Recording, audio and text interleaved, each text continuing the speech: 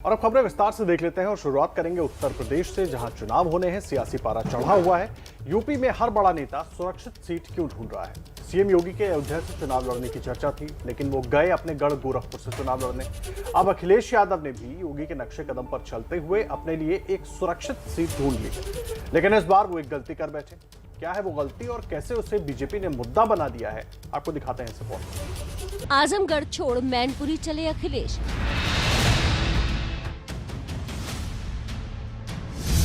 Karhal seat से आजमाएंगे किस्मत, लेकिन बड़ा सवाल क्यों? इसके बारे में आपको विस्तार से बताएंगे, लेकिन पहले देखिए कैसे 24 घंटे में अखिलेश ने किया कर्म भूमि बदलने का फैसला। पहली बार विधानसभा चुनाव लड़ने जा रहे अखिलेश यादव मैनपुरी जिले की करहल विधानसभा सीट से किस्मत आजमाएंगे। करहल सीट पर चुनाव लड़ने का फैसला स्थानीय विधायक, एमएलसी, जिलाध्यक्ष और स्थानीय नेताओं से सलाह मशवरे के बाद लिया गया है। यादव बहुल इस सीट को अखिलेश यादव के लिए सबसे सुरक्षित सीट मानी जा रही है, क्योंकि ये सीट समाजवादी पार्टी के गढ़ वाली सीट मानी जाती है। अखिलेश ने चुनाव लड़ने से तो पर्दा बुधवार को ही हटा दिया था, लेकिन सीट का सस्पेंस बना हुआ था। कल जब अखिलेश फिर मीडिया के सामने आए, तब भी उन्होंने सीट का ऐलान नहीं किया।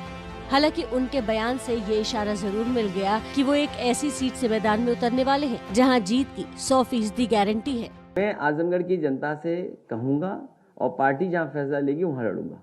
समाजवादी पार्टी तय करेगी कहां चुनाव लड़े, लेकिन क्योंकि समाजवादी पार्टी आगे है, समाजवादी पार्टी आगे है तो आगे ही रहेंगे हम भी।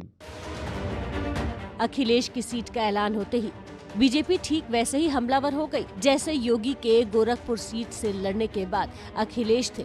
डिप्टी सीएम केशव प्रसाद मौर्य ने ट्वीट किया, मैनपुरी जनपद के करहल सहित सभी सीटों पर 2022 में खिलेगा कमल का फूल, लगेगा जीत का चौका।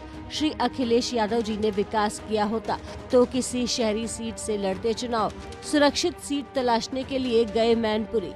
बहुत एक अलग प्रकार से लगा है कि हाँ, उन्होंने साहस दिखाया, लेकिन कहाँ गए? मैनपुरी गए, लेकिन उनकी हिम्मत नहीं पड़ रही थी चुनाव लड़ने की। अब वो चुनाव लड़ने के लिए गए हैं। मुझे लगता है कि इतनी करारी टक्कर वहाँ भारतीय जनता पार्टी देगी कि श्री अखिलेश यादव जी को समझ में आएगा साइकिल कैसे चलाए। अगर उनको ये गलतफहमी है कि मैनपुरी उनका गढ़ है जहां उनके पिताजी चुनाव जीत करके आए हैं और वहां से वो चुनाव लड़ करके सेफ है, हम उनकी साइकिल को करहल में ही पंचर कर देंगे, वो एक्सप्रेसवे चढ़ नहीं पाएंगे जिस एक्सप्रेसवे से उनको घर से लखनऊ आने का रास्ता मिलता है। लखनऊ की दूरी करहल से बहुत ज्यादा हो जाएगी। जो अब तक कह रहे थे कि उत्तर प्रदेश की किसी भी सीट से चुनाव लड़कर जीत जाएंगे, तो आखिरी में उनको कौन सी सीट मिली? वह सीट जो जहां से उनके पिताजी लोकसभा के सांसद हैं और उन्हीं के अंतर्गत आने वाली करहल, जो कि एक इनकी जाति विशेष की बाहुल्य सीट है, वहां के ऊपर भी वह चुनाव हारेंगे। करहल विधानसभा इस बार भारतीय जनता पार्टी जीतेगी। इन बयानों से जाहिर है कि बीजेपी अखिलेश को इतनी आसानी से विजय तिलक नहीं लगने देगी, और यही वजह है कि अखिलेश को अपना संसदीय क्षेत्र आजमगढ़ छोड़कर मैनपुरी के करहल आना पड़ा। करहल विधानसभा सैफई के करीब है। यहाँ मुलायम सिंह के परिवार का काफी अच्छा प्रभाव है। इस सीट पर 2007 से समाजवादी पार्टी का कब्जा है। पिछले 3 बार से यहाँ समाजवादी पार्टी के सोबरन यादव विधायक हैं। 2017 के चुनाव में मोदी योगी की लहर के बावजूद करहल सीट पर समाजवादी पार्टी को लगभग आधे वोट यानी कुल पोल वोट का 49.81% वोट मिला, जबकि बीजेपी के खाते में सिर्फ 31.45% वोट गया था और बीएसपी ने 14.18% वोट ही हासिल किए थे। जबकि 1957 से अब तक के चुनावी इतिहास की बात करें तो करहल की सीट भगवाधारियों को कभी रास नहीं आई है। यहाँ सिर्फ एक बार 2002 में ही बीजेपी को जीत नसीब हुई थी। तो अखिलेश के चुनाव लड़ने के ऐलान के बाद आजमगढ़, इटावा, मैनपुरी, संभल की, गुन्नौर की सीटों का कयास शुरू हो गया था, लेकिन उन्होंने करहल पर मुहर क्यों लगाई, ये समझना बेहद जरूरी है। आइए आपको ग्राफिक्स के जरिए हम बताते हैं कि करहल सीट पर तीसरे चरण में मतदान होगा, और जबकि सीएम योगी की सीट पर छठे चरण में मतदान होना है। यानी कि अखिलेश तीसरे चरण में फ्री होकर पूर्वांचल में प्रचार करने के लिए पहुंच सकते हैं, यहां पर ताकत झोंकेंगे। और दूसरी बड़ी वजह यह भी है कि अगर सेफ सीट ना होती तो प्रचार के लिए वक्त देना पड़ता। ऐसे में अपनी सीट के कारण दूसरे इलाकों की अनदेखी हो सकती थी। तो करहल सीट इसी वजह से अखिलेश यादव ने चुनी है। तो सीट का चुनाव हो गया है। करहल सीट का जातीय गणित आखिर कैसे अखिलेश यादव के लिए जीत की गारंटी मानी जा रही है, उसे भी जरा आपको हम समझा देते हैं। देखिए, चुनाव आयोग के मुताबिक जो करहल सीट है, करहल में कुल वोट 3,71,000 हैं, जिसमें यादव करीब 1,44,000 हैं। शाक्य वोटर यहां पर 35,000 हैं और क्षत्रिय वोटरों की संख्या 25,000, लोधी 11,000 है, ब्राह्मण वोटर 14,000 हैं इस इलाके में और जाटव 34,000 हैं। तो ये पूरा समीकरण, जातिगत समीकरण हम आपको बता रहे हैं करहल विधान सीट का। देखिए, यूपी चुनाव में एक वादे से 36 लाख वोटों का जुगाड़।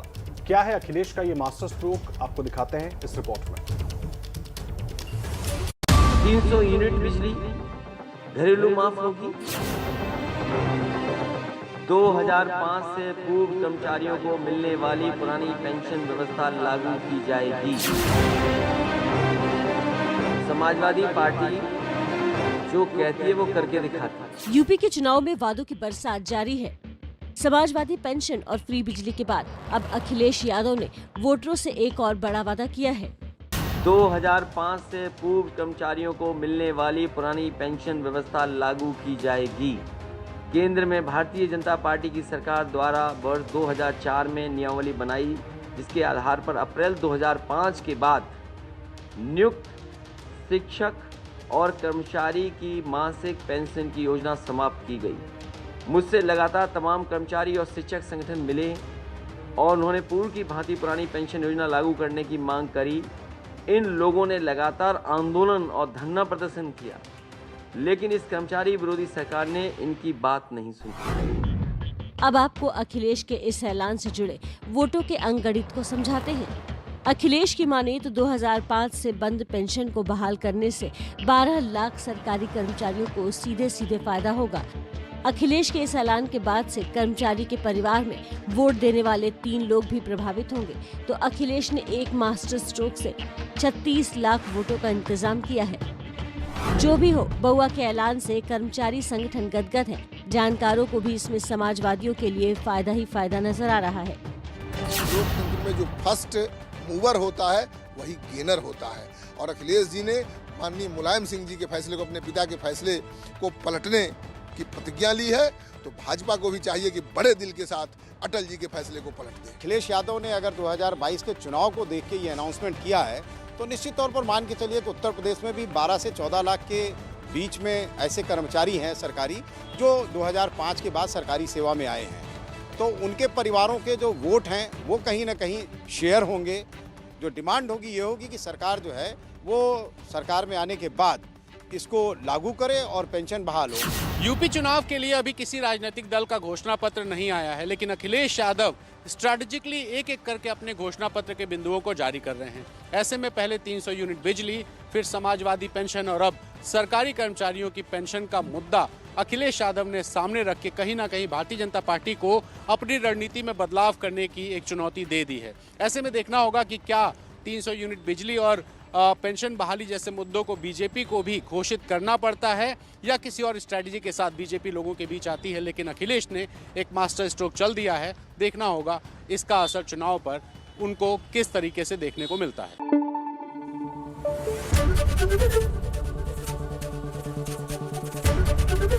एबीपी न्यूज आपको रखे आगे।